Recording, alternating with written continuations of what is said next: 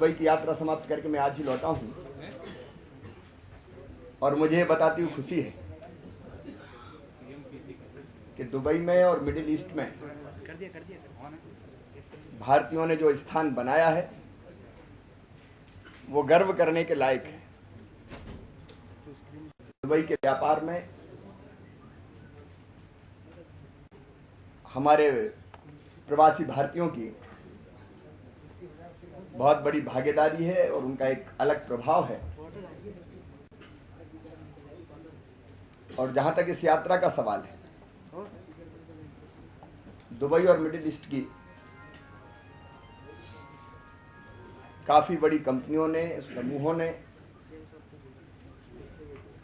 इस यात्रा के दौरान या तो मुलाकात की है या फिर हमने अलग अलग जो इन्वेस्टर समिट रखे थे, अलग अलग जगह जो निवेशकों के सम्मेलन रखे थे, अबू धाबी में भी था और दुबई में, 2 तो अधिकृत रूप से थे, लेकिन इसके साथ साथ जब भी भोजन पे बैठे, लंच पे या डिनर पर, तब भी बड़ी संख्या में निवेशक वहाँ चर्चा करने आए, मिलने आए। और चर्चा केवल चर्चा नहीं रही, चर्चा सकारात्मक रही है। और एक खुशी की बात यह है कि मध्य प्रदेश अब दुनिया में अनजाना राज्य नहीं बचा है। मध्य प्रदेश की ग्रोथ रेट हो, एग्रीकल्चर ग्रोथ रेट हो या मध्य प्रदेश का विकास हो, उसकी चर्चा अब दुनिया के बाकी देशों में बड़ी तेजी से हो रही है। और दुबई से एक बहुत बड़ा प्रतिनिधिमंडल ग्लोबल इन्वेस्टर समिट में आएगा। न केवल वो इन्वेस्टर समिट में आएंगे, बल्कि उसके पहले भी कुछ लोग आना चाहते हैं ताकि इन्वेस्टर समिट तक वो चीज़ें टाई अप कर सके।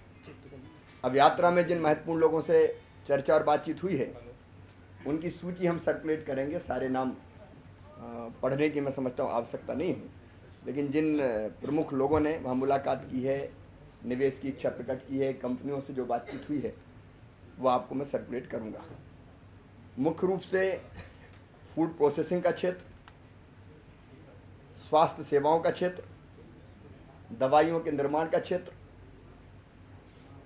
डायमंड, चूंकि मध्य प्रदेश डायमंड स्टेट ही है और देश में केवल मध्य प्रदेश में ही हीरा उत्पादित होते हैं, और डायमंड के अलावा अन्य रत्न जो होते हैं उनके क्षेत्र में लोग निवेश करना चाहते हैं। स्टील आयरन के क्षेत्र में लोग निवेश करना चाहते हैं। और एक स्मार्ट सिटी जो माननीय प्रधानमंत्री जी ने घोषणा की है कि देश में 100 स्मार्ट सिटी बनाई जाएगी। हम एक कंपनी मजदार करके जिसका नाम है, उनने स्मार्ट सिटी बनाई है। वो स्मार्ट सिटी हम देख के भी आए और वो अबू धाबी में बनाई हुई। और अबू धाबी के अलावा एक स्मार्ट सिटी वो केरल में शायद कोच्चि, उसको बनाने वाले हैं। तो स्मार्ट सिटी के कॉन्सेप्ट को हमने समझा भी है और उन्होंने रुचि प्रकट की है कि वो यहाँ आना चाहेंगे और स्मार्ट सिटी के निर्माण में हमें सहयोग करना चाहेंगे। तो पूरा प्रोजेक्ट वहाँ बना रहे हैं। हमसे जो चर्चा हुई उस चर्चा के आधार पर फिर एक महत्वपूर्ण उपलब्धि इस यात्रा की यह है कि अभी तक इंटरनेशनल फ्लाइट्स मध्य प्रदेश से दुनिया के बाकी देशों में नहीं है। वहाँ की 2 महत्वपूर्ण एयरलाइंस हैं। एक एमिरेट्स है जो दुनिया की शायद सबसे प्रमुख एयरलाइंस में से एक है, प्रॉफिट में चल रही है। उनके साथ हमारी बैठक हुई है और वो इंदौर से दुबई अपने एयर कनेक्टिविटी हमें देना चाहते हैं, हवाई सेवाएं देना चाहते हैं। जल्दी सारी चीज़ें वर्कआउट करेंगे। जो फॉर्मेलिटीज भारत सरकार से पूरी करनी है, सिविल एविएशन मिनिस्ट्री से, वो पूरी करके, और मुझे विश्वास है कि वो पहली अंतर्राष्ट्रीय हवाई सेवा मध्य प्रदेश से हम लोग प्रारंभ कर पाने में इसी साल सफल हो पाएंगे 2014 में। लेकिन कल एक और एयरलाइंस आई, एयर अरेबिया, और उन्होंने भी इच्छा प्रकट की कि हम तो बहुत जल्दी मध्य प्रदेश से सरजाह के लिए उनका प्रस्ताव है कि हम अपनी हवाई कनेक्टिविटी देना चाहते हैं, हवाई सेवा देना चाहते हैं। उनने हमसे सहयोग मांगा है और जो फॉर्मेलिटीज होती है भारत सरकार से चर्चा करके किसी इंटरनेशनल फ्लाइट्स के लिए, वो हमको करनी पड़ेगी, उसको भी हम टाई अप करेंगे। तो मुझे लगता है कि ये साल मध्य प्रदेश की एयर कनेक्टिविटी के लिए बहुत महत्वपूर्ण वर्ष होगा। एक एमिरेट्स ग्रुप के जो सीनियर डायरेक्टर है, अदनान काजमी, उपाध्यक्ष भी हैं, उनसे हमारा MOU संपन्न हुआ इसी एयर कनेक्टिविटी के लिए, हवाई सेवा देने के लिए, जिसको शीघ्र हम लोग क्रियान्वित करने का काम करेंगे। फिर हमने पहले दिन ही दुबई वर्ल्ड ट्रेड सेंटर में वहाँ के वरिष्ठ अधिकारियों के साथ चर्चा की। इसका निवेश से तो सीधा संबंध नहीं था, लेकिन वो एक्सपो 2020 कर रहे हैं, 2020 में उसकी तैयारी वो अभी से कर रहे हैं। तो उनका प्रेजेंटेशन उन्होंने दिया कि हम कैसे तैयारी करते हैं और क्या क्या करने वाले हैं। उससे कुल मिला के विजन डेवलप भी होता है कि कैसे वो काम करते हैं। मेरे दिमाग में बहुत दिनों से है इस सिंहस्थ को इस बार 2016 में जो होने वाला है उसको अनोखा और अद्भुत बनाऊं। परंपरागत रूप से जो सिंहस्थ होता है वो तो हो ही, शाही अखाड़े, स्नान की व्यवस्था और बाकी परंपरागत जो चीज़ें, लेकिन उसके अलावा हमारा ये सिंहस्थ दुनिया को कुछ संदेश भी दे पाए, उसके बारे में अलग से मैं विस्तार से कभी चर्चा करूंगा। तो हम लोग अभी से सिंहस्थ की तैयारी हम लोगों ने प्रारंभ की है, उनसे वहाँ भी विस्तार से चर्चा हुई थी। फिर गल्फ पेट्रोकेम, और इसी दिन दोपहर को गल्फ पेट्रोकेम और कुछ प्रतिष्ठित कंपनियों ने एक इन्वेस्टर समिट रखा उनने था, जिसमें मुझे आमंत्रित किया था, और लगभग 200 उद्यमी, 200 इन्वेस्टर उसमें उपस्थित थे। मध्य प्रदेश का हम लोगों ने विस्तार से प्रेजेंटेशन किया। उन लोगों के दिमाग में जो सवाल थे उन पर भी चर्चा हुई, और वहाँ भी उद्योगपति काफ़ी कीन थे मध्य प्रदेश में निवेश करने के लिए। 1-to-1 भी हमारी उनसे मुलाकात हुई, और वो इलाके जो मैंने बताया फूड प्रोसेसिंग, IT और अलग अलग विशेषकर इंफ्रास्ट्रक्चर के क्षेत्र में भी उन्होंने काफ़ी रुचि दिखाने का काम किया।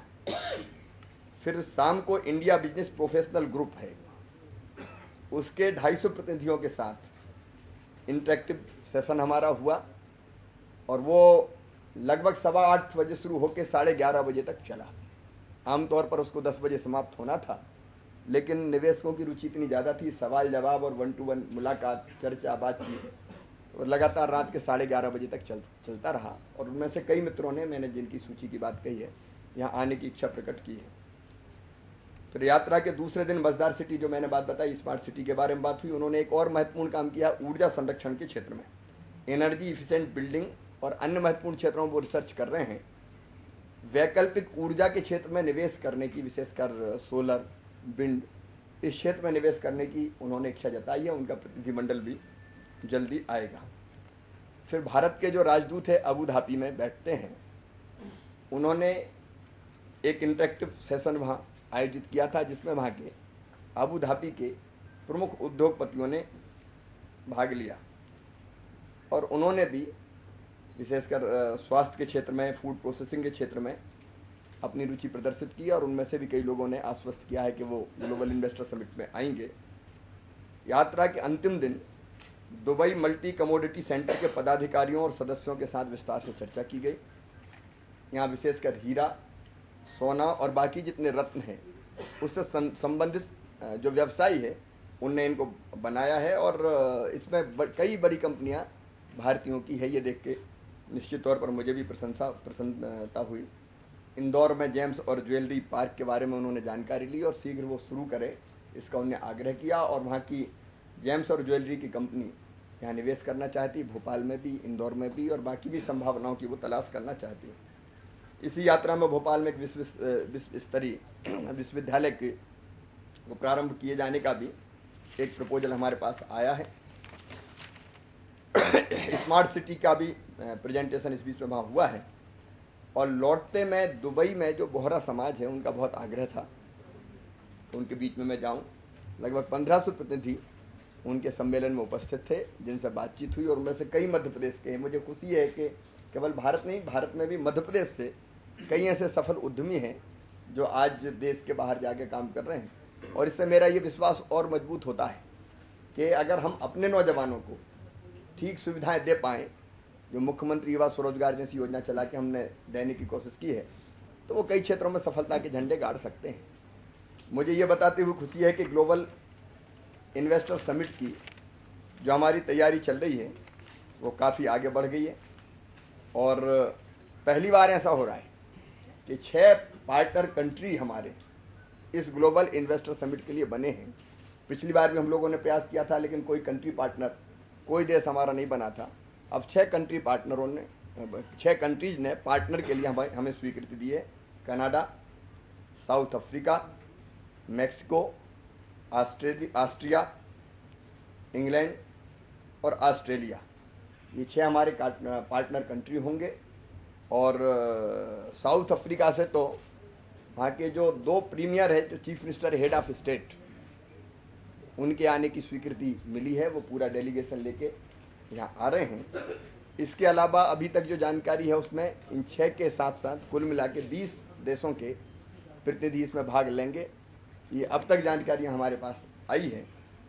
अभी तक 71 बड़े उद्योगपतियों की सूचना, कन्फर्मेशन जिसको हम कहते हैं, निमंत्रण उन्होंने स्वीकार किया, इसकी सूचना हमारे पास आई। लेकिन ये लगातार ये संख्या अभी बढ़ती रहेगी और लगभग भारत में काम करने वाले हर बड़े ग्रुप के लोग इस ग्लोबल इन्वेस्टर समिट में आ रहे हैं।